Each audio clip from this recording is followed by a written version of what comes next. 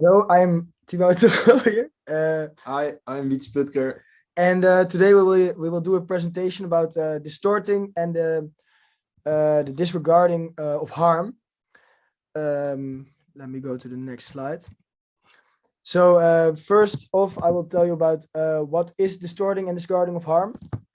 So what it is um, what it is. It's all about.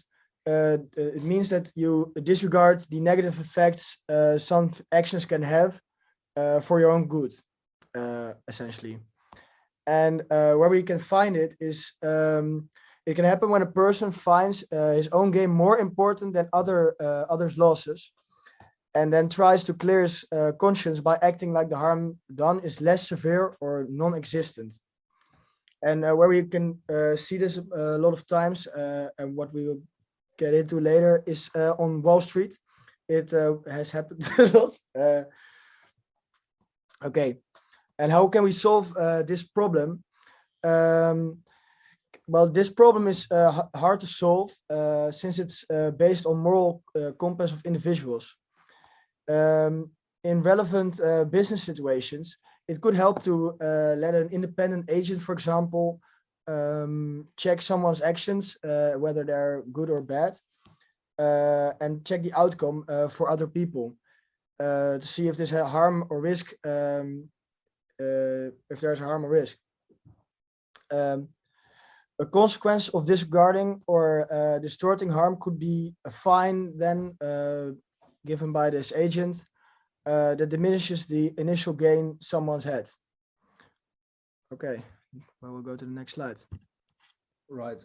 Our example is a fragment of the film The Big Short about the housing bubble and the economic collapse of 2007 and 8. So I think we're going to show you the clip now. I'm a CDO manager. A CDO manager? Yeah, at Harding Advisors. I didn't realize that there was anything to manage with CDOs. No.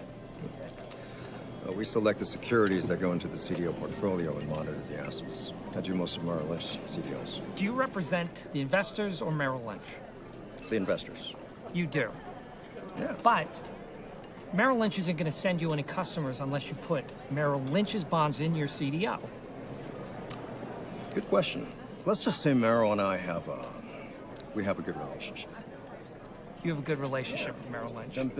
We've been doing business together for a long time. And so the CDOs that you create are of the highest quality and the highest value? Absolutely. Absolutely. Yep. Are you at all concerned about the rising default rates? I assume no risk for these products myself, Mark. Okay. So let me get this straight. The bank calls you up. They give you the bonds they want to sell. They give you clients. They give you money to run your business. Give you fat fees for doing so. But you represent the investors? Is that right? Yeah. But we're not in the Merrill Lynch building. Okay. Where are We're in you? New Jersey. You're 20 minutes away. Oh, 5 Visa helicopter. Okay. It's funny, huh? That's hilarious. Oh boy. Your boss is about to explode. No, he's too curious to explode. Hold on. Say that again. CDO A has parts of CDO B, and CDO B has parts of CDO A, but then they both get put inside CDO C. Yeah, that one's called CDO squared. CDO of a CDO. All right? And then there's CDOs made up of the opposite side of the bet you made with your swaps. We call them synthetic CDOs. What did you... Synthetic CDOs. Synthetic CDOs. That is fucking crazy. It's not. It's awesome. His face is starting to boil. He looks like the bad guy from Doom. All right, let's say you have a pool of 50 million in subprime loans. How much money could be out there betting on it in your synthetic CEOs and swaps right now, tonight? Let's see, 50 million. $1 billion. What? If the mortgage bonds that Michael Burry discovered were the match. How much bigger is the market for insuring mortgage bonds than actual mortgages? About 20 times. If the mortgage bonds were the match. and the CDOs were the kerosene-soaked rags. Then the synthetic CDO was the atomic bomb with the drunk president holding his finger over the button. It was at that moment, in that dumb restaurant with that stupid look on his face, that Mark Baum realized the whole world economy might collapse. Okay, so in this clip, we meet the CDO manager Chow, and he manages CDOs. See what he does. He works for investors in name, and he puts housing mortgages together in CDOs so that the CDOs are of high quality. At least that's supposed to be his jobs.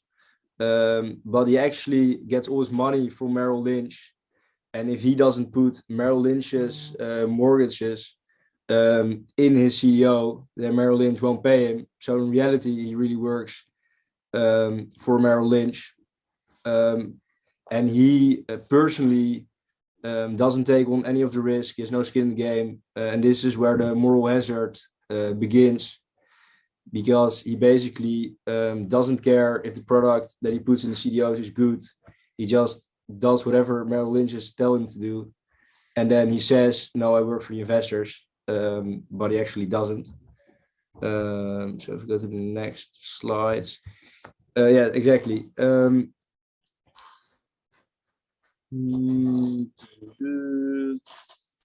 Yeah, so he doesn't really care about the harm he does to the investors and eventually to the whole economy, because he does realize the kind of stakes that are involved, because on his CDO there's a leverage of about 1 to 20 through synthetic CDOs, but he doesn't really care because he makes a lot of money, and in the end he even asks, yeah, but I'm worth a lot of money and I can drive a helicopter, so who knows.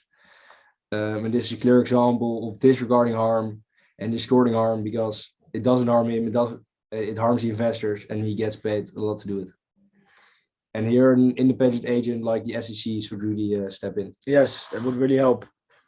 All right, let's go to the last. This was the presentation. Thank you so much for listening. Thank you for listening. I hope you enjoyed it. Yes, that was it.